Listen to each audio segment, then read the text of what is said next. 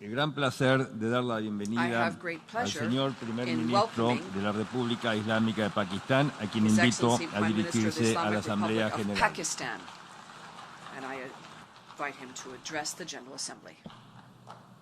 Bismillah ar-Rahman ar-Rahim.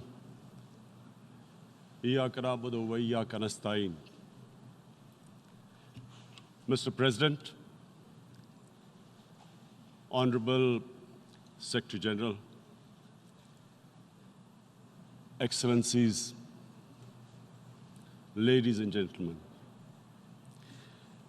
I feel honored today to represent my country at this forum of world leaders, where we have a chance to discuss problems that the world is facing. I want to talk about a lot of problems, but just 4 today. And I especially came to this forum despite a difficult time in my country, facing challenges. I would not have come, but because I feel that there are some very urgent problems which the world must address. So first of all, I start with climate change. So many leaders have talked about climate change. But Mr. President, I feel that there is a lack of seriousness. Perhaps world leaders some of the leaders who can do a lot, do not realize the urgency of the situation. We have a lot of ideas, but as someone said, ideas without funding is mere hallucination. Pakistan, I'll give you start with my own country. Our country is amongst the top 10 nations in the world which are most affected by climate change. We depend upon our rivers. We are mainly an agricultural country. And 80% of the water in our rivers comes from our glaciers. The glaciers, not just on the Pakistani side, even India. The 80% of the water in Ganges and the Indian rivers also comes from the glaciers, from the Himalayan glaciers, Karakoram, Hindu Kush. And these glaciers are melting at quite a rapid pace. We detected already 5,000 glacial lakes in our mountains. And if this keeps going, if nothing is done, we are scared that humans are facing a huge catastrophe. In my country, when my party came to power in the province of KP, we planted 1 billion trees in 5 years. Now we've set ourselves a target of 10 billion trees in Pakistan. Idea being to counter the effects of global warming. But one country cannot do anything.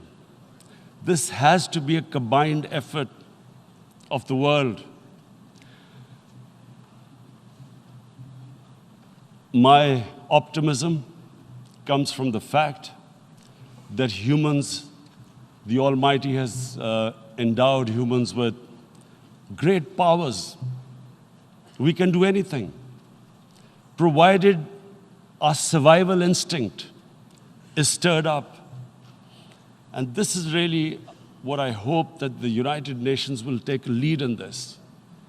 There must be more emphasis. Richer countries must be pushed. Countries that are mainly responsible for greenhouse gas emissions. They must be pushed because our country contributes minuscule amount to greenhouse gases. So I feel that the United Nations must take leadership in this. My second issue for me right now is even more critical.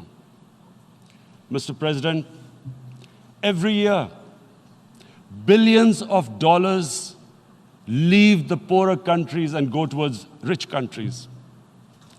Billions of dollars siphoned off by the ruling elites of the developing world. And they find their way into Western bank accounts, offshore accounts, tax havens, expensive properties hidden behind companies bought in Western capitals. Mr. President, this is devastating the developing world. This is causing more poverty, debts. It's impoverishing the developing world. The difference between rich and poor countries is growing because of this. Money laundering, which happens because money leaves the poorer countries into rich countries, is not treated the same as, for instance, money from drugs or terror financing. The seriousness which terror financing and money from drugs, the way it is treated, it's not the same. The way the poor countries are being plundered by their elites. It's not happening. In my country, when I took charge of our government a year back, in the 10 years preceding that, our total debt went up 4 times. The debt we had accumulated in 60 years, just in 10 years, it went up 4 times. As a result, the total revenue we collected in 1 year, half of it went into debt servicing. How are we going to spend money on our human beings, 220 million people, when half the money is going into debt servicing? Because our country was plundered by the elites, the ruling elite. And easily they could get the money out. And when, Mr. President, we located properties in Western capitals bought by this money through corruption and money laundering, located the properties of these corrupt leaders, we find it so difficult to retrieve it. That money, if we retrieved that money, we could spend on our human beings. But it's so difficult. The laws protecting these criminals. We do not have the sort of money to have expensive lawyers and spend millions and millions of dollars. We need help from the rich countries. And Mr. President, it's critical. The rich countries must show political will. They cannot allow this to happen. How can the poor countries spend money on human development, which the United Nations asks, SDG? How are we going to do it when this money can easily leave our countries? So, unless the rich countries intend to build walls to stop economic refugees coming as we see right now, they must take action. They must take action now. It must be a deterrent. Corrupt ruling elites should not be able to take money out easily and park it into foreign bank accounts and into these properties abroad. And I never understand why. Why do we have these tax havens? Why is this allowed? Why shouldn't rich people pay taxes? Why is it legal to have these tax havens where you have these secret accounts? Because, the world is changing. The population of the world is growing. Sooner or later, you're going to have a crisis. If the poor get poorer and the rich get richer, there is going to be a crisis sooner or later. So this is my second point. I hope that the United Nations takes a lead in this. It involves the IMF, the World Bank, Asian Development Bank. They must find a way of stopping this plunder of the developing world. My third point. My third point is Islamophobia. There are 1.3 billion Muslims in this world. There are millions of Muslims living in other countries, European countries, in the US, as minorities. Islamophobia, since 9/11, has grown at a pace where it is alarming. Human communities live together. There should be understanding amongst them. But Islamophobia is creating a division. Muslim women wearing hijab, it's become an issue. It's become an issue in some countries. Hijab is some sort of a weapon. A woman can take off her clothes in countries, but she can't put on more clothes. How is this happening? Because of Islamophobia. And how did this Islamophobia start? After 9/11. And why did it start? Because certain Western leaders equated terrorism with Islam. Islamic terrorism. Radical Islam. What is radical Islam? There is only one Islam, and that is the Islam we follow of Prophet Muhammad sallallahu alaihi wasallam. There is no other Islam. Radical Islam, Islamic terrorism, what message did they send to people in the West, and why is there Islamophobia? How is a person in New York, in the Midwest, in the US, in European capital, how is he going to distinguish between who is a moderate Muslim and who's a radical Muslim? Because terrorism has nothing to do with any religion. This Islamic terrorism, Islamic radicalism, and sadly used by leaders, this has been the main reason for this Islamophobia. And it has caused pain amongst Muslims. We in Muslim countries watch this Islamophobia traveling abroad, and it's getting worse. And may I just say, Mr. President, that in European countries, it is marginalizing Muslim communities. And we all know that marginalization leads to radicalization. Some of the people who ended up as militants in Syria and other places were from marginalized Muslim communities. And my point here is that we must address this issue. I'm sad to say that we Muslim leaders have not addressed this issue either. After 9/11, when this thing came about war against radical Islam, rather than Muslim leaders trying to explain to the West that there is no such thing as radical Islam, in all human communities, they are radicals. They're liberals and rest are moderate. All human communities, Christians, Jews, everyone has it. But Islam is not radical, neither Judaism, neither Christianity, neither Hinduism.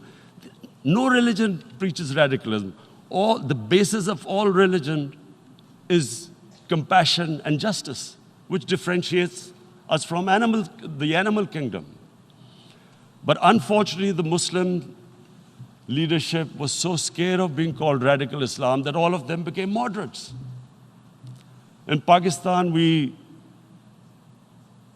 were in the eye of the storm, and our government coined a phrase called enlightened moderation.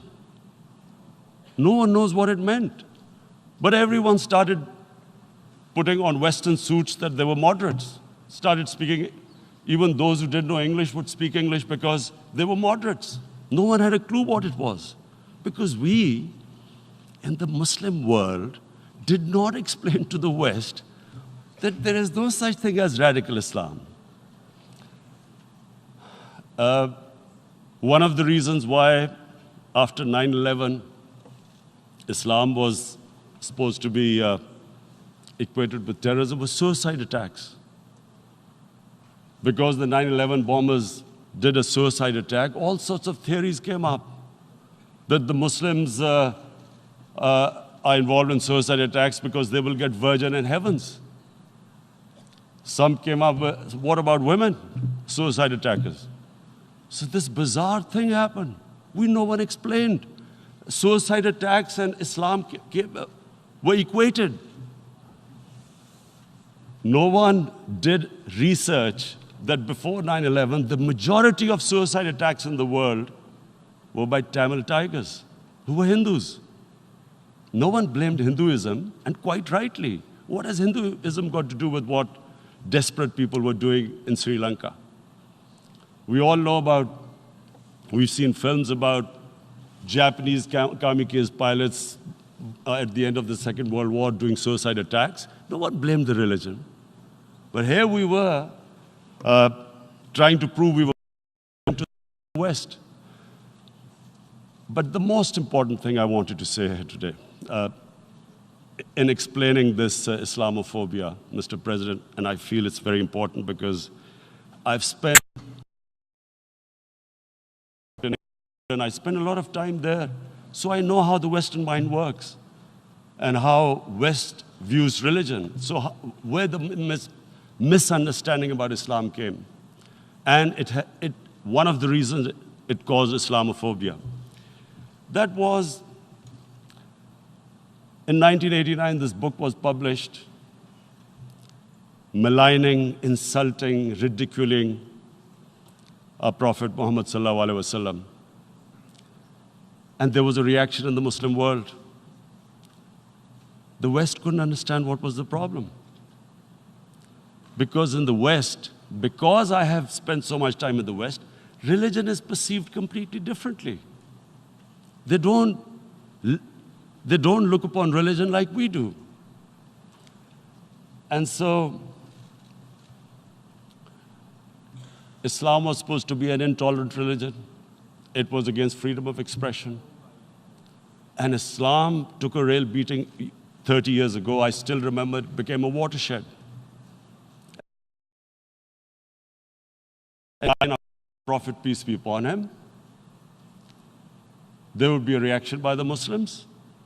And again, it was Islam, an intolerant religion. Again, this time, I blame a certain section of the people in the West who deliberately provoked this, knowing the impact it would have. But the majority of the people in the West didn't understand.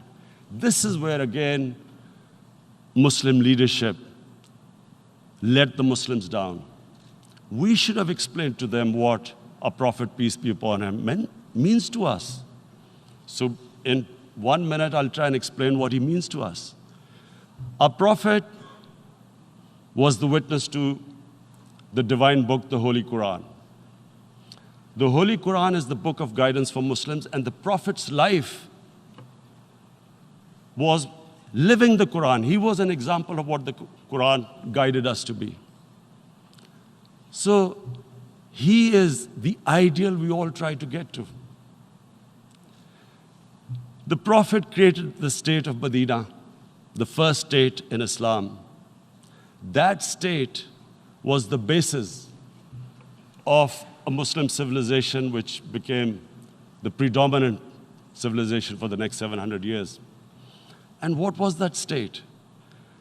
I hear such strange things about Islam, that it is against women, it's against minorities.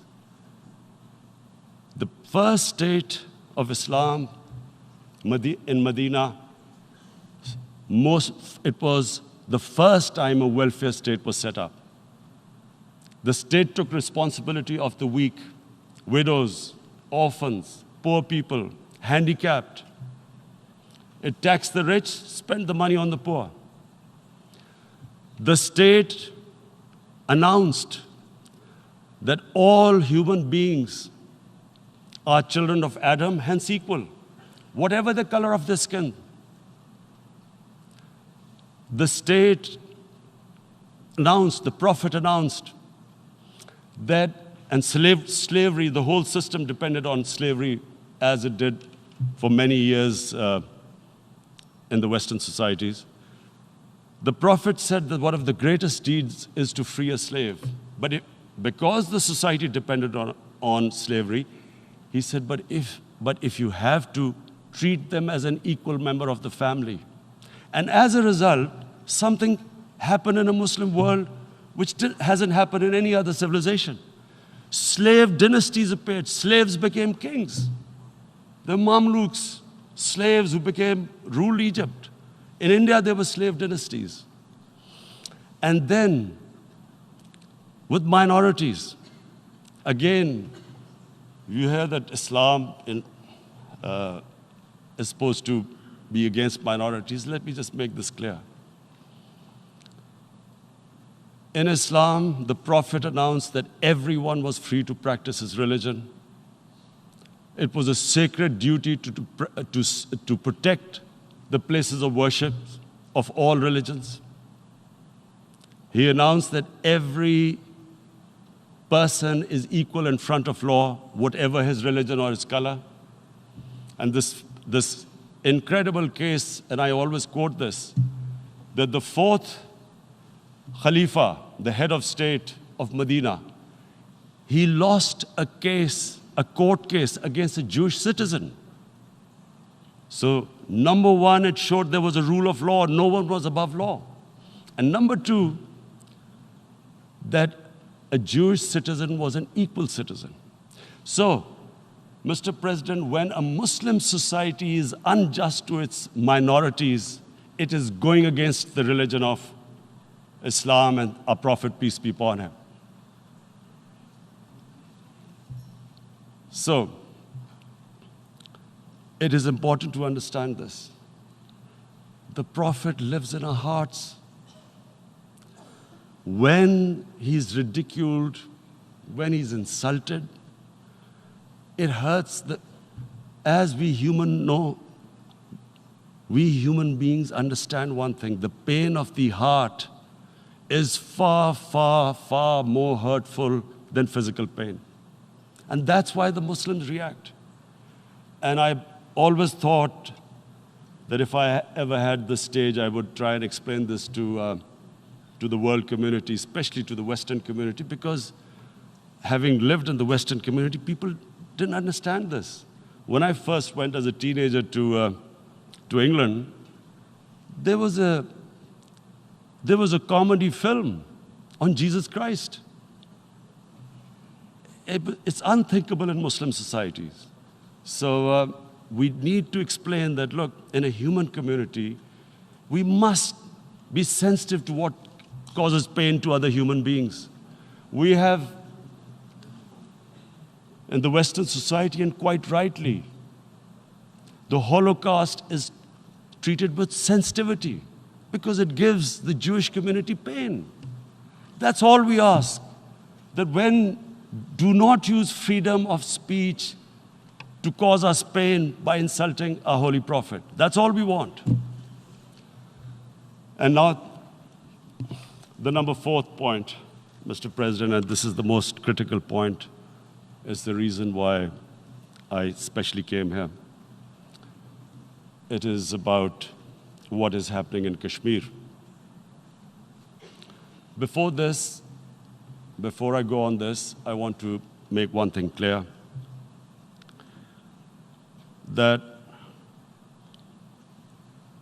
when we came to power, my first priority was that Pakistan would be a country which will try its best to bring peace.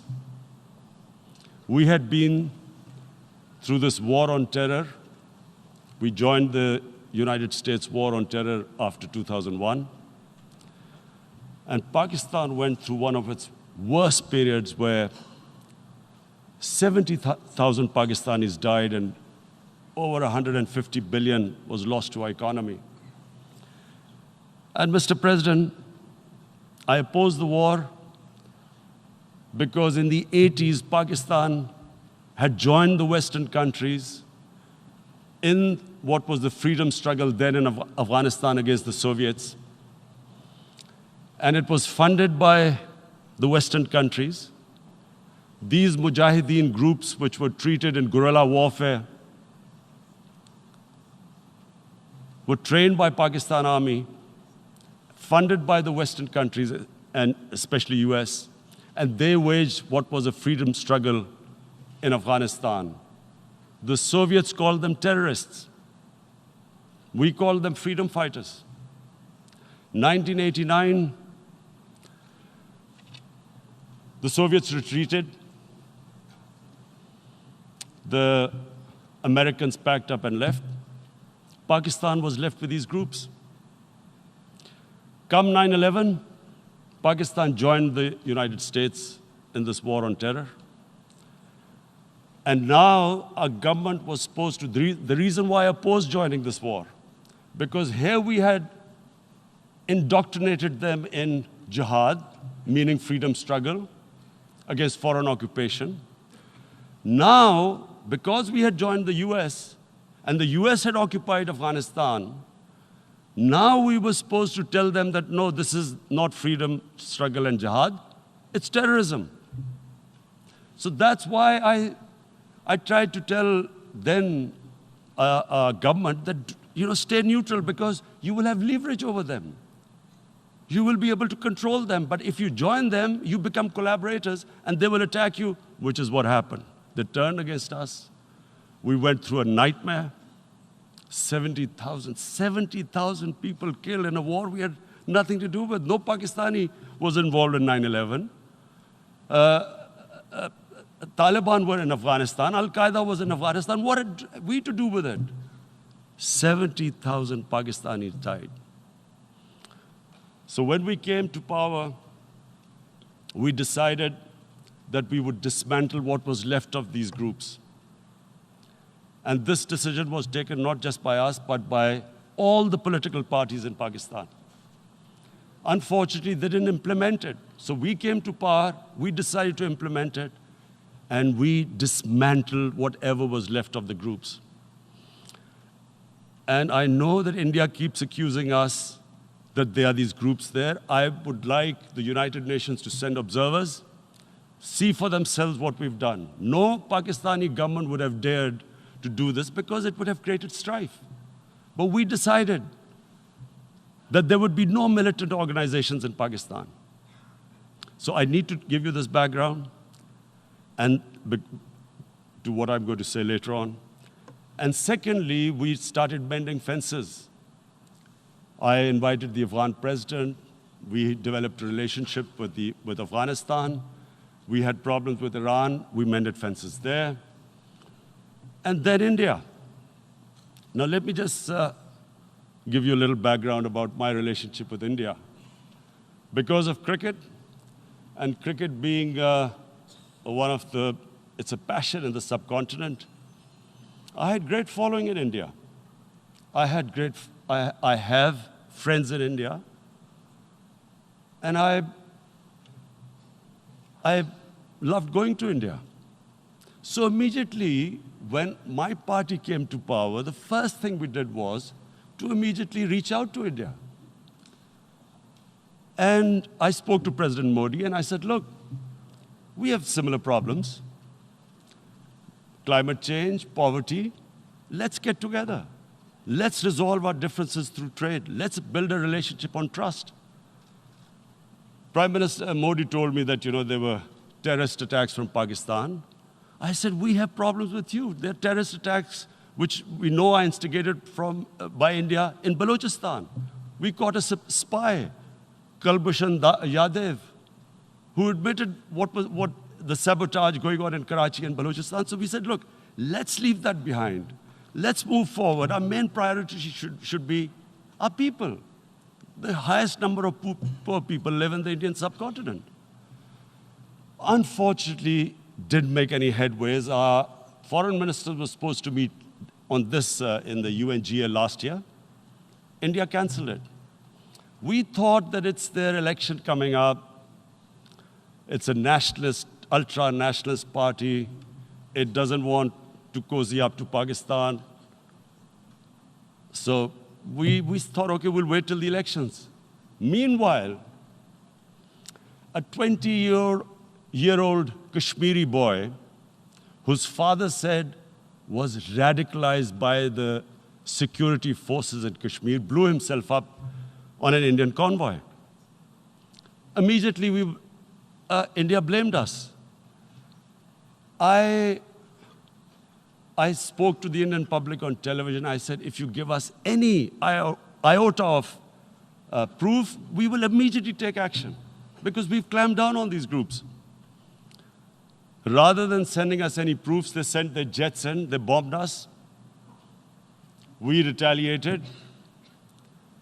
A jet, 2 of their planes were shot down, 1 pilot bailed out in Pakistan. We immediately returned the pilot, saying that, look, we do not want any escalation. Rather than taking that as a peace gesture, the entire campaign, almost the entire campaign of Mr. Modi in the election was how he had taught Pakistan a lesson that jets had killed 350 terrorists. Complete lie. They had just killed about 10 trees of ours, which was quite painful given that, we are growing all these trees. He then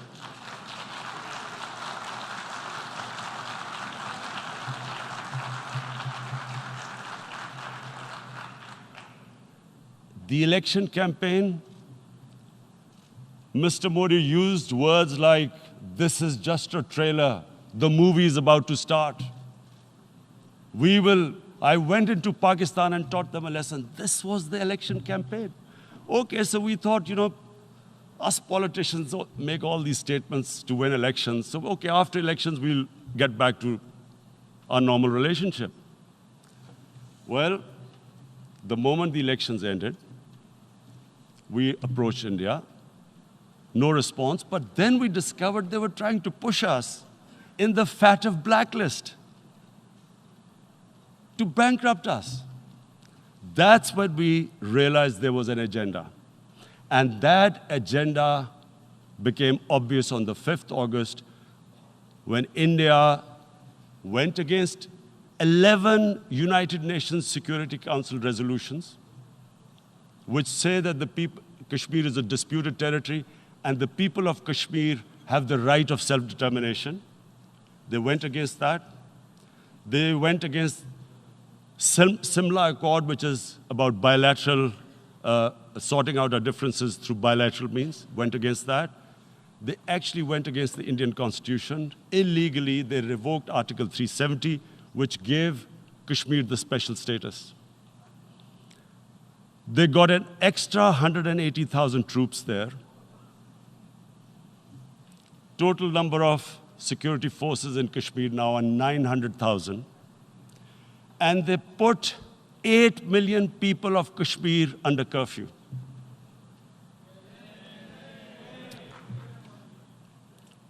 Mr. President,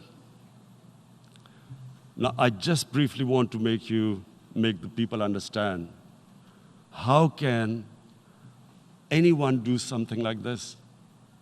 And for that, I have to explain to you what is RSS. RSS, Mr. Narendra Modi is a life member of RSS. RSS was an organization that was inspired by Adolf Hitler and Mussolini, came about in 1925. They believed in racial purity, racial superiority. They also believed they were an Aryan race like the Nazi believed they were an Aryan race. All that I'm saying can be verified. This is the time of information revolution. You can Google all this, what I'm saying. But it is very important for me to explain this to you so you know what is happening in India. This RSS believed in the ethnic cleansing of Muslims from India. At one point, there was racial superiority of the Hindu race. Secondly, it was hatred for the Muslims and for the Christians, because they believed that this golden age of Hindu civilization was stopped because of Muslim rule centuries back, and than the British rule of India. So it was racial superiority and hatred for Muslims and Christians. This is openly stated. You look at the founding fathers of RSS, Golwalkar and Savarkar. Just Google them and you'll find out. And this ideology of hate is what murdered the great Mahatma Gandhi in 1948. It was this ideology of hate that made Narendra Modi in 2002 do a pogrom against Muslims in Gujarat when he was the chief minister. He allowed 3 days for these RSS goons who were inspired by the Hitler brown shirts. They actually wear brown shirts. This RSS, the Congress Home Minister gave a statement that in RSS camps, terrorists are being trained. And these terrorists butchered 2,000 Muslims and 150,000 Muslims were made homeless. Narendra Modi could not travel to the US because of that. And I need to make you understand this background before I explain to you that what sort of a mindset would lay siege to 8 million people with 900,000 troops. Women, children, sick people, locked in as animals. In fact, of what I know of England, if 8 million animals were locked in, the RSPCA would have made a lot of noise about it. These are human beings.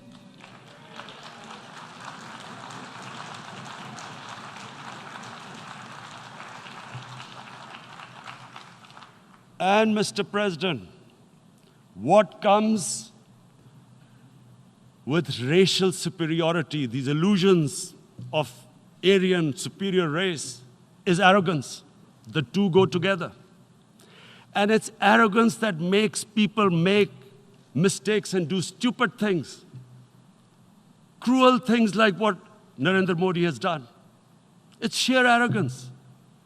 And it's arrogance that has blinded him from the fact that what is going to happen when the curfew is lifted? Has he thought about it? This hasn't been thought through. What is he going to do when he lifts the curfew? Does he think that people of Kashmir will quietly accept the status quo because India has changed the constitution and taken away the special status? They'll accept that? Mr. President, 100,000 Kashmiris have died in the past 30 years because they were denied the right given by the United Nations, the right for self-determination. 100,000 have died and 11,000 women have been raped. There are 2 United Nations human rights reports on this. The world hasn't done anything because India is a huge market, 1.2 billion people. Sadly, the material prevails over the human. But this has serious consequences. Again, I repeat, that's why I'm here. Look, what is going to happen when the curfew is lifted will be a bloodbath. The people will come out. There are 900,000 troops there. They haven't come to, as Narendra Modi says, he's done this for prosperity of Kashmir. This is supposed to be for the development. These 900,000 troops, what are they going to do when they come out? There'll be a bloodbath. Has he thought it through what happens then? Mr. President, has anyone thought that what happens when there is a bloodbath? What do you think the impact will have on people of Kashmir? What do you think they will think? The way they have been boxed in their houses, treated like worse than animals, no rights. Thousands of all the political leadership has been arrested, taken out of Kashmir. Even those Kashmiri leaders who were pro-India have been taken out. 13,000 boys have been picked up and taken to God knows which destinations. So what do they think? What will the people of Kashmir do when they lift the curfew? They will be out in the streets. And what will these soldiers do? They will shoot them. They've already used pellet guns, blinded young boys. In the last 6 years, the 5 years, the oppression that has gone on in Kashmir. And so, Kashmiris will be further radicalized. Mr. President, there will be another Pulwama. And guess what? India will blame us. They're already blaming us. They're saying all this is happening because of Pakistan. One of their defense ministers said, there are 500 terrorists lined up on the border to go in. Why would Pakistan send 500 terrorists when there are 900,000 troops? What impact are they going to make? What will they do? And don't we know that the moment there is some terrorist attack, all that will happen is there'll be further cruelty and oppression of the people of Kashmir. We will just give the 900,000 troops to further crush the people of Kashmir. And then we'll give the Indian government an excuse that, look, Pakistan is a terrorist state, and this mantra that has gone on, Islamic terrorism. The moment you use this catchword, Islamic terrorism, the whole world turns away. No one talks about human rights. You can do whatever you want, which is what has happened in Kashmir, because they keep using this word, Islamic terrorism. And this is what they're doing right now. What do we benefit from further increasing the cruelty on the people of Kashmir? And why would we want this? But there is no other narrative left for India. As when they lift the curfew, whatever happens, Pakistan will be blamed, and there is always a danger of another Pulwama. They might come and bomb us again, and then another cycle might start. And what does Narendra Modi think? That 180 million Muslims of India are thinking right now. Aren't they watching these Kashmiris stuck inside for 55 days they've been stuck in? Aren't they watching? What do you think? Don't you think that the Muslims will be radicalized in India? And I'm talking about 180 million people. And when they get radicalized, there will be some incident in India somewhere down the line. Again, we will be blamed. And I'm warning you right now, again, we will be blamed. And Mr. President, what about 1.3 billion Muslims who are watching this? And they know that it is only happening in Kashmir because they're Kashmiri Muslims. This is not happening to Kashmiri Hindus. They know that this is happening because of their religion. So what do you think they will be thinking? What do you think the Jewish community would think if they were, forget 8,000 Jews stuck like this? What do you think Europeans would think? What do we think? I mean, any human community, if their members are stuck like that, what do you think they will think? Are we a children of a lesser God? Is it not going to cause us pain? And then I'll tell you what will happen. People will, in the 1.3 billion Muslims, someone will pick up arms. I know we've been brought up with films, Western films. This good, decent guy doesn't get justice.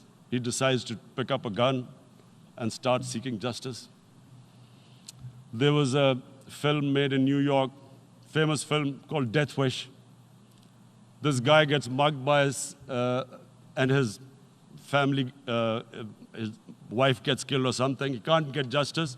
He picks up a gun and he goes around shooting muggers. And the whole cinema cheers him on. So what do you think the Muslims are thinking right now? If there is a bloodbath, there will be Muslims becoming radicals, not because of Islam, but because of what they will see, that there's no justice when it comes to Muslims. There were Rohingya Muslims, Myanmar, who are, God knows, almost 1 million people out, ethnic cleansing. What was the response of the world community? So what do you think will be the response of 1.3 billion Muslims? I picture myself. I'm in Kashmir. I've been locked up for 55 days. I have heard about, and there are rapes, Indian Army going into homes, soldiers. Would I want to live this humiliation? Would I want to live like that? I would pick up a gun. You're forcing people. You are forcing people into radicalization. When people lose the will to live, what is there to live for?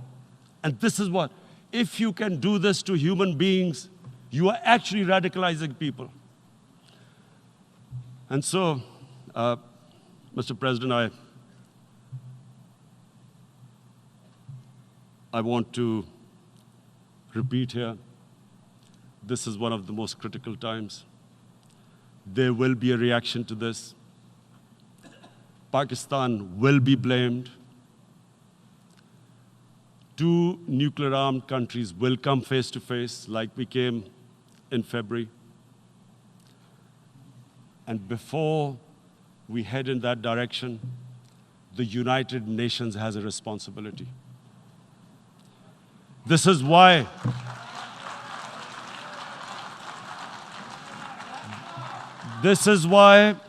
the United Nations came into being in 1945.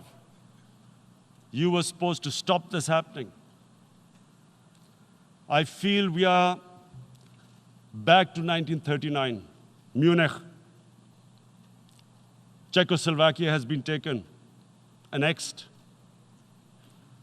What is the world community going to do? Is it going to appease a market of 1.2 billion, or is it going to stand up for justice and humanity?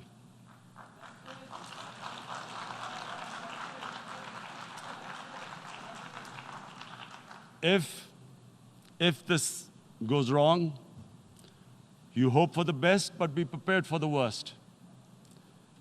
If a conventional war starts between the 2 countries, Mr. President, if a conventional war starts, and anything could happen, but supposing a country 7 times smaller than its neighbor is faced with the choice, either you surrender or you fight for your freedom till death, what will we do? I ask myself this question. And my belief is, La ilaha illallah, there is no God but one. And we will fight. And when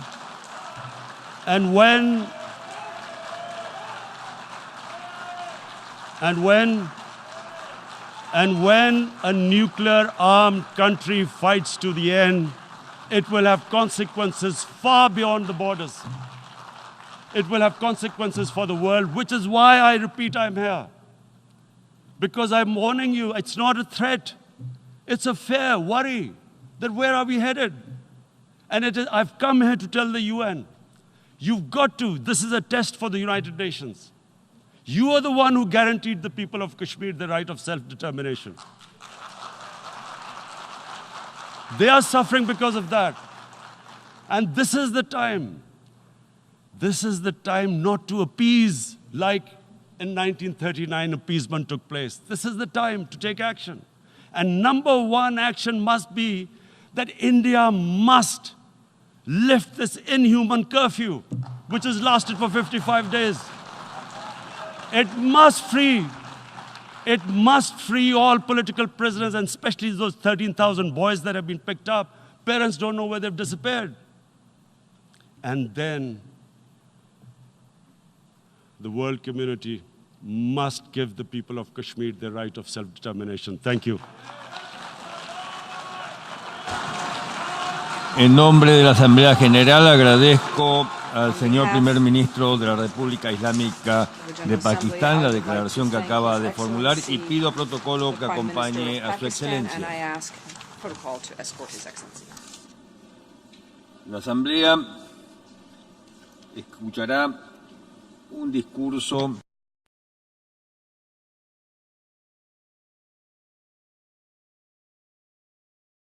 circuit for the Reuters live service.